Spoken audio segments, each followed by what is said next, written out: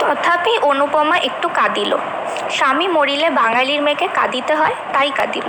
তাহার পর স্বইচ্ছায় সাদা পড়িয়া সমস্ত অলঙ্কার খুলিয়া ফেলিল। জননী কাঁদিতে কাঁদিতে বলিলেন, অনু, তোর এ বেশ তো আমি চোখে দেখতে পারি না, অন্তত হাতে একজোড়া বালাও রাখ। তা হয় না, বিধবার অলঙ্কার পরতে নেই। কিন্তু তুই কচি মেয়ে।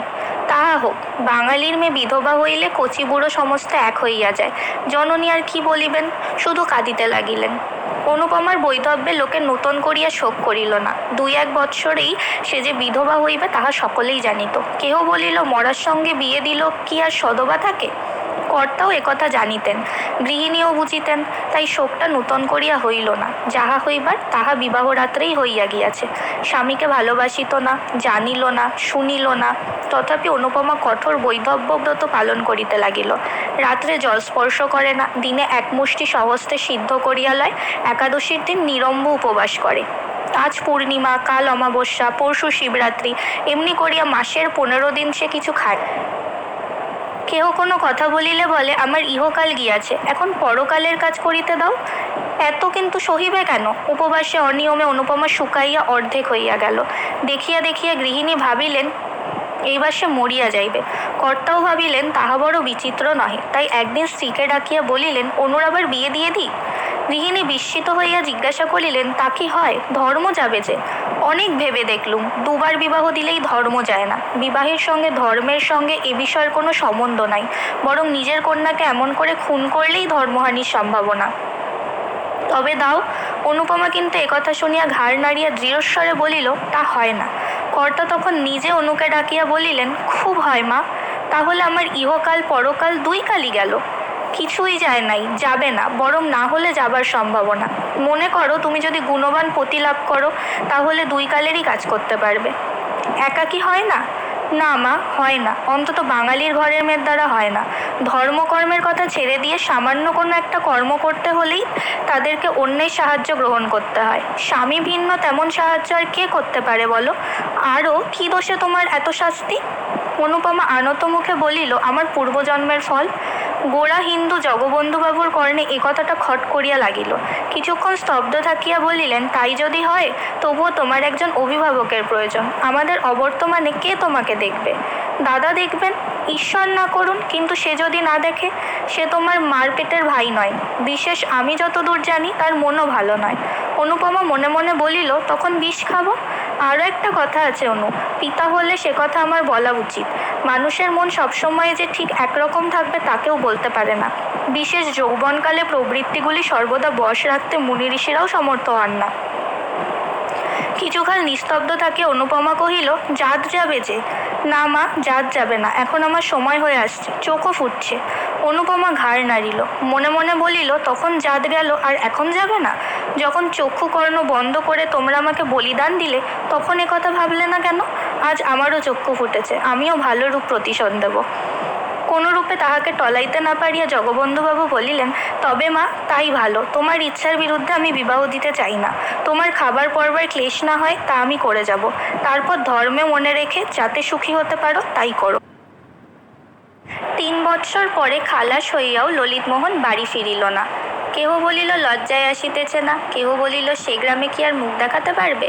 ললিতমোহন নানা স্থান পরিভ্রমণ করিয়া 2 বৎসর পরে সহসা একদিন বাটিতে আসিয়া উপস্থিত হইল। তাহার জননী আনন্দে পুত্রের শির চুম্বন করিয়া আশীর্বাদ করিলেন। বাবা, এবার বিবাহ করে সংসারী হও, যা কপালে ছিল তা তো ঘটে গিয়েছে, এখন সেজন্য আর মনে দুঃখ করো না। ললিত যাহা হয় একটা করিবে স্থির করিল। 5 বৎসর পরে ফিরিয়া আসিয়া ললিত গ্রামে অনেক পরিবর্তন দেখিল। বিশেষ দেখিল জগবন্ধুবাবুর বাটিতে। কর্তাগিন্নি কেহ জীবিত নাই। চন্দ্রনাথবাবু এখন সংসারের কর্তা। অনুপমা বিধবা হইয়া এইখানেই আছে, কারণ তাহার অন্যত্র স্থান নাই। পূর্বেই জননীর মৃত্যু হইয়াছিল। পরে পিতার মৃত্যুর পর অনুপমা ভাবিয়াছিল পিতা যাহা দিয়া গিয়াছেন তাহা লইয়া কোনো তীর্থস্থানে থাকিবে এবং সেই টাকায় পূর্ণধর্ম নিয়মব্রত করিয়া অবশিষ্ট জীবনটা কাটাইয়া দিবে। কিন্তু শ্রাদ্ধ শান্তি হইলে উইল দেখিয়া সে মর্মাহত হইল। পিতা কেবল তাহার নামে 500 টাকা দিয়া গিয়াছেন। তাহারা বড়লোক, এই সামান্য টাকা তাহাদিগের নিকট টাকাই নহে। বাস্তবিক এই অর্থে কাহারও চিরজীবন গ্রাসাচ্ছন্ন নির্বাহিত হইতে পারে না। গ্রামে অনেকেই কানাঘুষা করিল এ উইল জগবন্ধুবাবুর নহে, ভিতরে কিছু কারসাজি আছে। কিন্তু সে কথায় ফল কি? নিরুপায় হইয়া অনুপমা চন্দ্রবাবুর বাটিতেই রহিল। লোকে বলে পিতার মৃত্যু না হওয়া পর্যন্ত সৎ মাকে চিনিতে পারা যায় না, সৎ ভাইকেও সেইরূপ পিতার জীবিতকাল পর্যন্ত চিনিতে পারা কঠিন। এতদিন পরে অনুপমা জানিতে পারিল তাহার দাদা চন্দ্রনাথবাবু কি চরিত্রের মানুষ। যত প্রকার অধম শ্রেণীর মানুষ দেখিতে পাওয়া যায়, চন্দ্রনাথবাবু তাহাদের সর্বনিকৃষ্ট। হৃদয়ে একতিল দয়া মায়া নাই, চক্ষে এক বিন্দু চামড়া পর্যন্ত নাই। অনুপমার এই নিরাশ্রয় অবস্থায় তিনি তাহার সহিত যেরূপ ব্যবহার আরম্ভ করিলেন তাহা বলিয়া শেষ করা যায় না। প্রতি কথায় এমনকি উঠিতে বসিতে তিরস্কৃত, লাঞ্ছিত, অপমানিত করিতেন। অনেক দিন হইতেই তিনি অনুপমাকে দেখিতে পারেন না, কিন্তু আজকাল তো অধিক না দেখিতে পারিবার কারণ তিনিই ভালো জানেন। বড়বধূ পূর্বে তাহাকে ভালোবাসিতেন, কিন্তু এখন তিনিও দেখিতে পারেন না। যখন অনু বড়লোকের মেয়ে ছিল, যখন তাহার বাপমা বাঁচিয়াছিল, যখন তাহার একটা কথায় 5 জন ছুটিয়া আসিত, তখন তিনিও ভালোবাসিতেন। এখন সে দুঃখিনী, আপনার বলিতে কেহ নাই, টাকা কড়ি নাই, পরের অন্ন না খাইলে দিন কাটে না। তাহাকে কে এখন ভালোবাসিবে, কে এখন যত্ন করিবে? বড়বধূর 3-4টি ছেলেমেয়ের ভার অনুর ওপর। তাহাদিগকে খাওয়াইতে হয়, স্নান করাইতে হয়, পড়াইতে হয়, কাছে করিয়া শুইতে হয়। তথাপি কোনো বিষয়ে একটু ত্রুটি হইলেই অমনি বড়বধূ ঠাকুরানী রাগ করিয়া রীতিমতো 5টা কথা শুনাইয়া দেন। ইহা ভিন্ন অনুপমাকে নিত্য দুবেলা চন্দ্রবাবুর জন্য 2-4টা ভালো তরকারি রাঁধিতে হয়।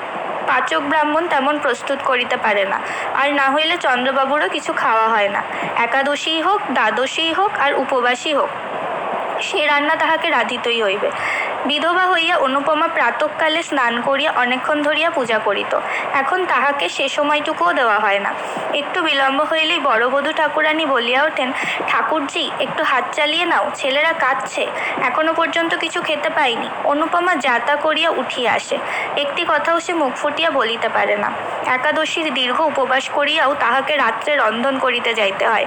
তৃষ্ণায় বুক ফাটিতে থাকে, অগ্নির উত্তাপে মাথা টিপটিপ করিতে থাকে, গা ঝিমঝিম করে, তবু কথা কহে না। অবস্থার পরিবর্তনে সহ্য করিবার ক্ষমতাও হয়, কেননা জগদীশ্বর তাহা শিখাইয়া দেন, না হইলে অনুপমা এতদিনে মরিয়া যাইত।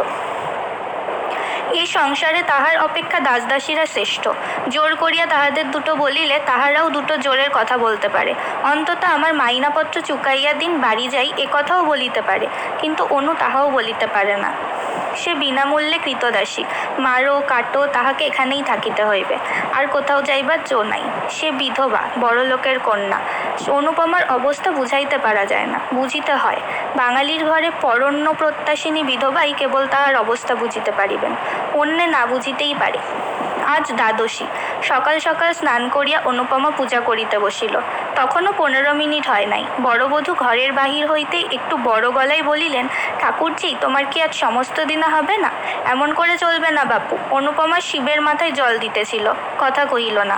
বড়বধূ 10 মিনিট পরে পুনর্বার ঘুরিয়া আসিয়া সেইখান হইতেই চিৎকার করিলেন, অত পুণ্যি করো না, আর অত পুণ্যি ধর্মের শখ থাকে তো বনে জঙ্গলে গিয়ে করোগে, সংসারে থেকে অত বাড়াবাড়ি সইতে পারা যায় না। তথাপি অনুপমা কথা কহিল না। বড় বউ দ্বিগুণ চেঁচাইয়া উঠিলেন, বলি কেউ খাবে দাবে না না? অনুপমা হস্তস্থিত বিল্লপত্র নামাইয়া রাখিয়া বলিল, আমার অসুখ হয়েছে, আজ আমি কিছুই করতে পারবো না। পারবে না? তবে সবাই উপোস করুক। কেন, আমি ছাড়া কি লোক নেই? ঠাকুরের কি হলো? তার জ্বর হয়েছে, আর উনি ঠাকুরের রান্না খেতে পারেন? না পারেন তুমি রেঁধে দাওগে। আমি রাঁধবো? মাথার যন্ত্রণায় প্রাণ যায়। একটা কবিরাজ 24 ঘন্টা আমার পিছনে লেগে আছে, আর আমি আগুনের তাতে যাব? অনুপমা জ্বলিয়া উঠিল, বলিল, তবে সবাইকে উপোস করতে বলোগে। তাই যাই, তোমার দাদাকে কথা জানাই গে। আর তোমার সুখ হবে কেন? এই নিয়ে ধুয়ে এলে এখনই গিলবে কুটবে, আর বড় ভাইকে একটু রেঁধে খাওয়াতে পারো না? না, পারি না। বড় বউ, আমি তোমাদের কোনো বাদী নই যে যা মুখে আসবে তাই বলবে। আমি এসব কথা দাদাকে জানাবো। বড় বউ মুখভঙ্গি করিয়া বলিল, তাই জানাও গে, তোমার দাদা এসে আমার মাথাটা কেটে নিয়ে যা। অনুপমা কিছুক্ষণ স্তব্ধ হইয়া রহিল, তারপর বলিল, তা জানি, দাদা ভালো হলে আর তোমার এত সাহস কেন? তিনি করেছেন কি? খেতে দিচ্ছেন, পড়তে দিচ্ছেন, আবার কি করবেন? সত্যি সত্যি তো আর আমাকে তাড়িয়ে দিয়ে তোমায় মাথায় করে রাখতে পারেন না, এজন্য আর মিছে রাগ করলে চলবে কেন? সমস্ত বস্তুরই সীমা আছে, অনুপমার সহিষ্ণুতারও সীমা আছে। সে এতদিন যাহা বলে নাই আজ তাহা বলিয়া ফেলিল। বলিল, দাদা আমাকে খাওয়াবেন পড়াবেন কি? যে বাপের টাকায় তিনি খান আমি সেই বাপের টাকায় খাই। বড় বউ ক্রুদ্ধ হইল। তাই যদি হতো তাহলে বাপ আর পথের কাঙাল করে রেখে যেত না। পথের কাঙাল তিনি করে যাননি, তোমরাই করেছ। গ্রামশুদ্ধ সবাই জানে তিনি আমাকে নিঃসম্বল রেখে যাননি। সে টাকা দাদা চুরি না করলে আজ আমাকে তোমার মুখ নাড়া খেতে হতো না। বড় বধূর মুখ প্রথমে শুকাইয়া গেল, কিন্তু পরক্ষণেই দ্বিগুণ তেজে জ্বলিয়া উঠল। গ্রামশুদ্ধ সবাই জানে উনি চোর, তবে একথা ওকে জানাবো? জানিও, আর বলো গে পাপের ফল তাকে পেতেই হবে। সেদিন এমনি গেল। অবশ্য একথা চন্দ্রবাবু শুনিতে পাইলেন, কিন্তু কোনরূপ উচ্চবাচ্য করিলেন না। চন্দ্রনাথবাবুর সংসারে ভোলা বলিয়া একজন ছোড়ার মতো ভৃত্য ছিল। 5-6 দিন পরে চন্দ্রবাবু একদিন তাহাকে বাটির ভিতর ডাকিয়া আনিয়া বেদম প্রহার করিতে লাগিলেন। চিৎকার শব্দে অন্যান্য দাসদাসীরা ছুটিয়া আসিল। তখনও অসম্ভব মার চলিতেছে। অনুপমা ঘরের ভিতর পূজা করিতেছিল। পূজা ফেলিয়া সেও ছুটিয়া আসিল। ভোলার নাক মুখ দিয়ে তখনও রক্ত ছুটিতেছিল। অনুপমা চিৎকার করিয়া উঠিল, দাদা করো কি, মরে গেল যে। চন্দ্রবাবু খিচাইয়া উঠিলেন, আজ বেটাকে একবারে মেরে ফেলবো। তোকেও সঙ্গে সঙ্গে মেরে ফেলতাম, কিন্তু শুধু মেয়ে মানুষ বলে তুই বেঁচে গেলি। আমার সংসারে এত পাপ আমি বরদাস্ত করব না। বাবা তোকে 500 টাকা দিয়ে গেছেন, তাই নিয়ে তুই আজই আমার বাড়ি থেকে দূর হয়ে যা। অনুপমা কিছুই বুঝিতে পারিল না, শুধু বলিল, সে কি? কিছুই নয়, আজ টাকা নাও আর ভোলার সঙ্গে দূর হয়ে যাও। বাইরে গিয়ে যা খুশি করোগে। অনুপমা সেইখানেই মূর্ছিত হইয়া গেল। দাসদাসীরা সকলেই একথা শুনিল। কেউ মুখে কাপড় দিয়া হাসিল, কেউ হাসি চাপিয়া ভালো মানুষের মতো সরিয়া গেল, কেউ বা ছুটিয়া অনুপমাকে তুলিতে আসিল। চন্দ্রবাবু মৃতপ্রায় ভোলার মুখে আরেকটা পদাঘাত করিয়া বাহিরে চলিয়া গেল। আজ অনুপমার শেষ দিন। এ সংসারে সে আর থাকিবে না। জ্ঞান হইয়া অবধি সে সুখ পায় নাই। ছেলেবেলায় ভালোবাসিয়াছিল বলিয়া নিজের শান্তি নিজেই ঘুচাইয়াছিল। অতিরিক্ত বাড়াবাড়ি করিয়াছিল বলিয়া বিধাতা তাহাকে একতিলও সুখ দেন নাই। যাহাকে ভালোবাসিত মনে করিত তাহাকে পাইল না। যে ভালোবাসিতে আসিয়াছিল তাহাকে তাড়াইয়া দিল। পিতা নাই, মাতা নাই, দাঁড়াইবার স্থান নাই। স্ত্রীলোকের একমাত্র অবলম্বন সতীত্বের সুযশ, তাহাও ঈশ্বর কাড়িয়া লইতে বসিয়াছেন। তাই আর সে সংসারে থাকিবে না। বড় অভিমানে তাহার হৃদয় ফাটিয়া উঠিতেছে। নিস্তব্ধ নিদ্রিত কৌমুদী রজনীতে খিড়কির দ্বার খুলিয়া আবার বারবার 3 বার পুষ্করিণীর সেই পুরাতন সোপানে আসিয়া উপবেশন করিল। এবার অনুপমা চালাক হইয়াছে। আরবার সন্তরণ শিক্ষাটা তাহাকে মরিতে দেয় নাই। এবার তাহা বিফল করিবার জন্য কাকে কলসি লইয়া আসিয়াছে। এবার পুষ্করিণীর কোথায় ডুবন জল আছে তাহা বাহির করিয়া লইবে। এবার নিশ্চয়ই ডুবিয়া মরিবে। মরিবার পূর্বে পৃথিবীকে বড় সুন্দর দেখায়। ঘর বাড়ি, আকাশ, মেঘ, চন্দ্র, তারা, জল, ফুল, লতা, বৃক্ষ সব সুন্দর হইয়া ওঠে। যেদিকে চাও সেই দিকেই মনোরম বোধ হয়। সব যেন অঙ্গুলি তুলিয়া বলিতে থাকে, মরিও না, দেখো আমরা কত সুখে আছি। তুমিও সহ্য করিয়া থাকো, একদিন সুখী হইবে। অনর্থক বিধাতৃদত্ত আত্মাকে নরকে নিক্ষেপ করিও না। মরিতে আসিয়াও মানুষে তাই অনেক সময় ফিরিয়া যায়। আবার যখন ফিরিয়া দেখে জগতে তাহার একতিলও সুখ নাই, অসীম সংসারে দাঁড়াইবার এক বিন্দু স্থান নাই, আপনার বলিতে একজনও নাই, তখন আবার মরিতে চাহে। কিন্তু পরক্ষণেই কে যেন ভিতর হইতে বলিতে থাকে, ছি ছি, ফিরিয়া যাও, এমন কাজ করিও না। মরিলেই কি সকলের দুঃখের অবসান হইল? কেমন করিয়া জানিলে ইহা অপেক্ষা আরও গভীর দুঃখে পতিত হইবে না? মানুষ অমনি সংকুচিত হইয়া পশ্চাতে হটিয়া দাঁড়ায়। অনুপমার কি এসব কথা মনে হইতেছিল না? কিন্তু অনুপমা তবুও মরিবে, কিছুতেই আর বাঁচিবে না। পিতার কথা মনে হইল, মাতার কথা মনে হইল, সঙ্গে আরেকজনের কথা মনে হইল। যাহার কথা মনে হইল সে ললিত। যাহারা তাকে ভালোবাসিত তাহারা সকলেই একে একে চলিয়া গিয়াছে। শুধু একজন এখনও জীবিত আছে। সে ভালোবাসিয়াছিল, ভালোবাসা পাইতে আসিয়াছিল, হৃদয়ের দেবী বলিয়া পূজা দিতে আসিয়াছিল। অনুপমা সে পূজা গ্রহণ করে নাই এবং অপমানিত করিয়া তাড়াইয়া দিয়াছিল। শুধু কি তাই, জেলে পর্যন্ত দিয়াছিল। ললিত সেখানে কত ক্লেশ পাইয়াছিল, হয়তো অনুপমাকে কত অভিসম্পাত করিয়াছিল।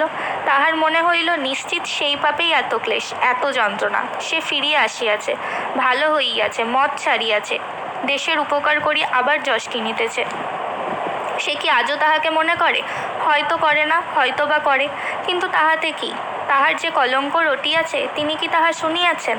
যখন গ্রাম্যয় রটি ভেজে আমি কলঙ্কিনী হইয়া ডুবিয়াছি, কাল যখন আমার দেহ জলের ওপর ভাসিয়া উঠিবে, ছি ছি, কত ঘৃণায় তার ওষ্ঠ কুঞ্চিত হইয়া উঠিবে। অনুপমা আঁচল দিয়ে গলদেশে কলসি বাঁধিল। এমন সময় কে একজন পশ্চাৎ হইতে ডাকিল, অনুপমা। অনুপমা চমকাইয়া ফিরিয়া দেখিল একজন দীর্ঘাকৃতি পুরুষ স্থির হইয়া দাঁড়াইয়া আছে। আগন্তুক আবার ডাকিল। অনুপমার মনে হইল এ স্বর আর কোথাও শুনিয়াছে, কিন্তু স্মরণ করিতে পারিল না, চুপ করিয়া রহিল। অনুপমা, আত্মহত্যা করো না। অনুপমা কোনো কালেই বীরানত লজ্জাবতী লতা নহে। সে সাহস করিয়া বলিল, আমি আত্মহত্যা করব। আপনি কি করে জানলেন? তবে গলায় কলসি বেঁধেছ কেন? অনুপমা মৌন হইয়া রইল। আগন্তুক ঈষৎ হাসিয়া বলিল, আত্মঘাতী হলে কি হয় জানো? কি? অনন্ত নরক। অনুপমা শিহরিয়া উঠিল। ধীরে ধীরে কলসি খুলিয়া রাখিয়া বলিল, এ সংসারে স্থান নাই। ভুলে গিয়েছ? আমি মনে করে দিচ্ছি, প্রায় 6 বছর পূর্বে ঠিক এই স্থানে একজন তোমাকে চিরজীবনের জন্য স্থান দিতে চেয়েছিল। স্মরণ হয়? অনুপমা লজ্জায় রক্তমুখী হইয়া বলিল, হয়। এ সংকল্প ত্যাগ করো। আমার কলঙ্ক রটেছে, আমার বাঁচা হয় না। মরলেই কি কলঙ্ক যায়? যাক না যাক, আমি তা শুনতে যাব না। ভুল বুঝেছ অনুপমা, মরলে এ কলঙ্ক চিরকাল ছায়ার মতো তোমার নামের পাশে ঘুরে বেড়াবে। বেঁচে দেখো, এ মিথ্যা কলঙ্ক কখনো চিরস্থায়ী হবে না। কিন্তু কোথায় গিয়ে বেঁচে থাকবো? আমার সঙ্গে চলো। অনুপমা একবার মনে হইল তাহাই করিবে। চরণে লুটাইয়া পড়িবে। বলিবে, আমাকে ক্ষমা করো। বলিবে, তোমার অনেক অর্থ, আমাকে কিছু ভিক্ষা দাও, আমি গিয়া কোথাও লুকাইয়া থাকি। পরে অনেকক্ষণ মৌন থাকিয়া ভাবিয়া চিন্তিয়া বলিল, আমি যাব না। কথা শেষ হইতে না হইতেই অনুপমা জলে ঝাঁপাইয়া পড়িল। অনুপমা জ্ঞান হইলে দেখিল সুসজ্জিত হর্মে পালঙ্কের ওপর সে শয়ন করিয়া আছে, পার্শ্বে ললিতমোহন। অনুপমা চক্ষুর উন্মিলন করিয়া কাতরস্বরে বলিল, কেন আমাকে বাঁচালে? তাহলে কি দাঁড়ালো? অবশেষে ললিতমোহনের ভালোবাসাই জিতল। আজ খারাপ সময় এসে অনুপমার বারবার কিন্তু ললিতমোহনের কথাই মনে পড়েছে, এবং দিন শেষে ললিতমোহন এসেই অনুপমাকে বাঁচালো। মনে আছে নিশ্চয়ই, এর আগে যখন অনুপমা আরেকবার আত্মহত্যা করতে গেছিল, তখন কিন্তু ললিতমোহনই তাকে বাঁচিয়েছিল। কিন্তু তার ফলস্বরূপ সে কী পুরস্কার পেল? 3 বছর জেল। কিন্তু তারপরেও অনুপমার প্রতি তার ভালোবাসা এতটুকু কমেনি। একেই বোধহয় বলে ভালোবাসার জোর। তাহলে ললিতমোহন আর অনুপমার এক নতুন গল্প শুরু হোক। আমাদের আর এখানে থেকে কাজ কি? শুনছিলেন শরৎচন্দ্র চট্টোপাধ্যায়ের ছোট গল্প অনুপমার প্রেম। গল্প পাঠে আমি সঞ্চিতা।